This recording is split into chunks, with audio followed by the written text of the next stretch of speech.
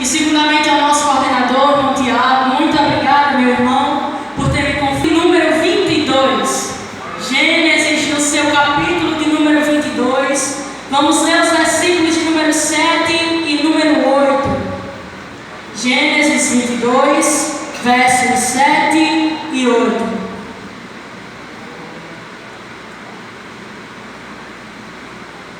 Quem encontrou diz amém? Amém? Amém, assim nos diz a palavra do Senhor. Então falou Isaque a Abraão, seu pai, e disse: meu pai. E ele disse: eis-me aqui, meu filho. E ele disse: eis aqui o fogo e a lenha, mas aonde está o cordeiro para o holocausto? E disse Abraão: Deus proverá para si o cordeiro para o holocausto, meu filho. Assim caminharam ambos juntos. Amém? Amém. Meus amados irmãos, nós estamos diante de um texto, uma história bem conhecida, a qual todos nós conhecemos. Abraão, um homem temente ao Senhor, um homem que é um grande exemplo para todos nós, um exemplo de obediência, um exemplo de fé para com Deus. Louvado seja o nome do Senhor Jesus. E meus amados irmãos, em Abraão nós podemos encontrar três características. A primeira, a disponibilidade. A segunda, a fé. E a terceira, a obediência. São três características que podemos encontrar em Abraão. E a história de Abraão começa ali no capítulo de número 12, quando o Senhor o chama, e ali o Senhor lhe faz promessas que se cumpririam se Abraão o obedecesse.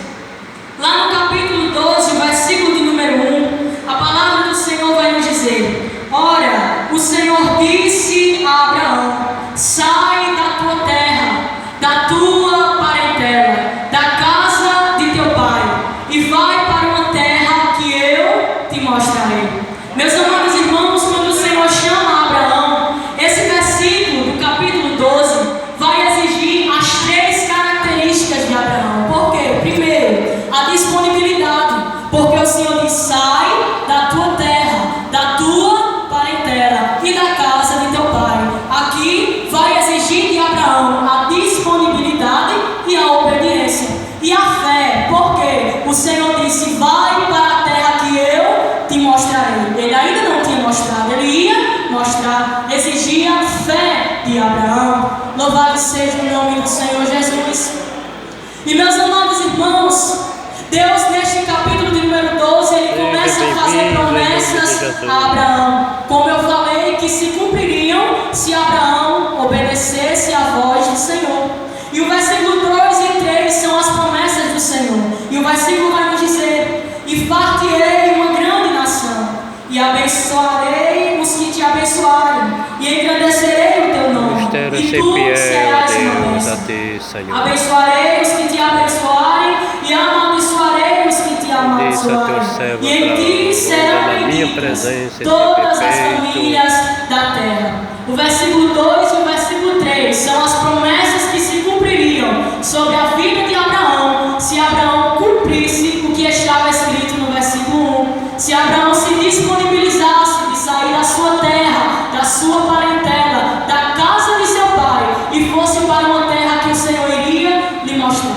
Se Abraão obedecesse, as bênçãos do Senhor viriam sobre ele. E desde já eu quero vos dizer, meus irmãos, a obediência, ela traz bênção. Louvado seja o nome do Senhor Jesus. Meus amados irmãos, pulando para o capítulo 15, o Senhor continua fazendo promessas a Abraão. E aqui no capítulo 15, a Bíblia vai nos dizer que Deus aparece a Abraão por meio de uma visão. E desde já Abraão começa a dizer: pai, eu não tenho filhos. Eis que Eliezer, o meu servo, será o meu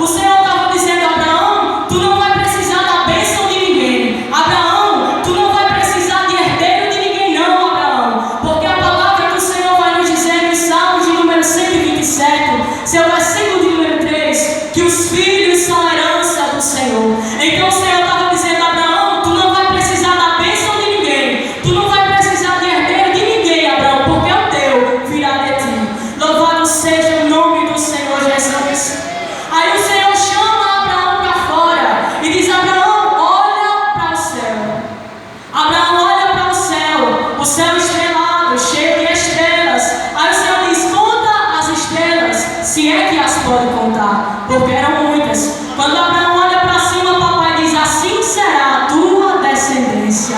Louvado seja o nome do Senhor Jesus.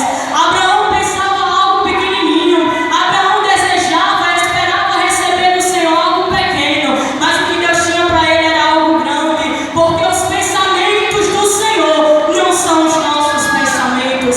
Isaías 55, seu versículo de número 8 e 9, porque assim como os céus são mais altos do que a terra, assim são os meus caminhos mais altos do que os vossos caminhos, e os meus pensamentos mais altos do que os vossos pensamentos. O que Deus tem reservado para o seu povo é algo grande, é algo extraordinário. Você crê nessa palavra?